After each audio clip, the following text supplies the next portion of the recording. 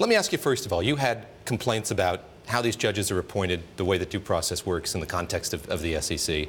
Now you look at the broader decision. Do you forget your complaints about everything else, or are you still upset about the way this transpired, if not the outcome overall? Look, I think there are purposes to the administrative courts, but they don't serve the due process needs of someone who's faced with this jeopardy, their life savings, their career, their reputation. You want the due process protections offered by an Article III court. I had no depositions. I had no discovery. After the stay was lifted by the appellate court, I had 6 weeks to get ready. I needed to move an army and pay for an army.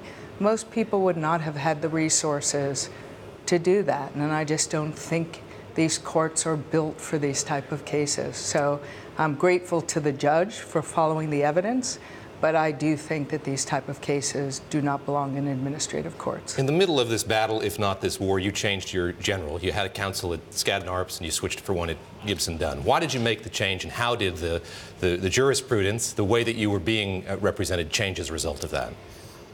Look, most lawyers don't want to go into these administrative courts. I mean, there's over a 90% win rate for the SEC in these courts. There's no due process in terms of discovery and depositions. And I think, Skadden was wonderful, but they really thought the fight against the administrative court system was the way to go. And I had very little time to get ready. And Gibson Dunn, wanted Randy Mastro, who's an incredible general. To say the least, yeah. And then Susan Brunet, who's been with me since the beginning of time, since early when I started Patriarch. She and her partner, Hillary Richard, have always represented me.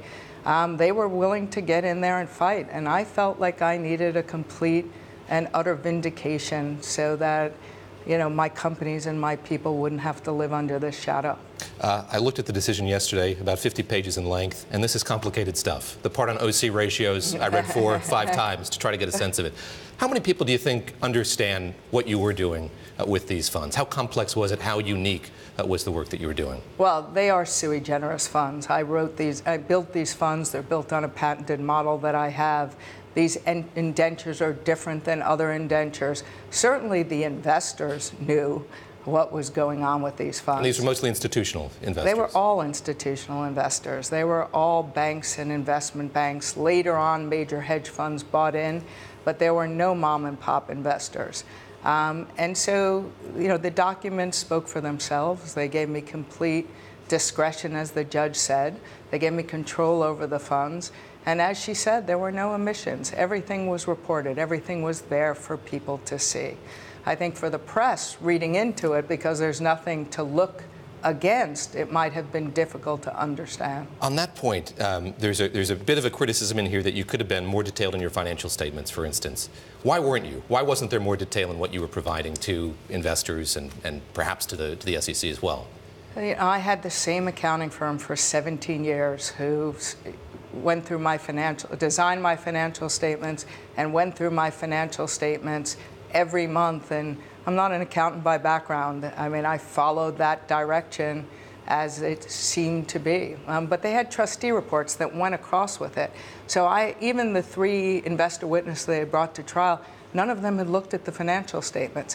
So the trustee reports, which were, hundreds of pages, were actually where everybody was able to see things.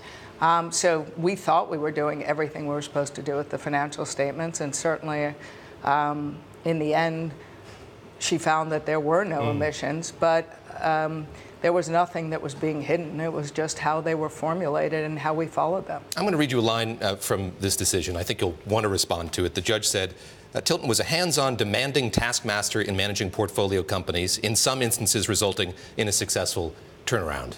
How do you respond to that, which there's a bit of, could read really between the lines there. It's a on which the latter part.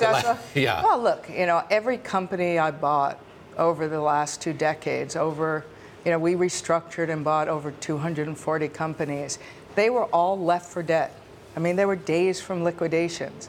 So not everyone's going to turn around and be successful. And if someone told you they would not be truthful. So for me to end up with many highly successful companies, to me is a victory, and the hundreds of thousands of people we put to work is a victory. For me, this has always been about giving the dignity of work to others. And for 20 years, I've been talking about saving American manufacturing and bringing manufacturing back to America. So that's always been, the motivation beyond what I do. How much do you attribute this decision yesterday to the changes that we've seen in Washington? A new president, a new chairman of the SEC. Has the place changed, and did that work in your favor, do you think? Look, I think this is a profile in courage for Judge Folak. The most senior people at the SEC sat in the front row for 3 weeks pressuring her, and she followed the evidence and the facts and did what was right. I'd like to think the change in administration has taken some of the pressure off, but I'd like to believe that the evidence spoke for itself and that she is a woman of great integrity. So I'm really grateful. When we last spoke, you and I, you were looking at the Second Circuit and the 10th Circuit. There was the SEC. There was the prospect of going to the Supreme Court, and you tried to do that. With this out of the way, how much do the fires die down? What difference does it make having this decision out of the way? Well, I certainly have no reason to go to the appellate courts, Sure. right? I mean, I'm out of that game. I think that issue, the administrative court issue, will be decided by the Supreme Court since you have split appellate courts. I think they will pick that up. And I hope that this case will be motivation for the SEC for real reform. There are uses for the administrative courts that really make sense, but these type of cases do not belong in the administrative courts, and I hope they will self-reform because of this. But my day with the SEC, I hope, is over. It's done.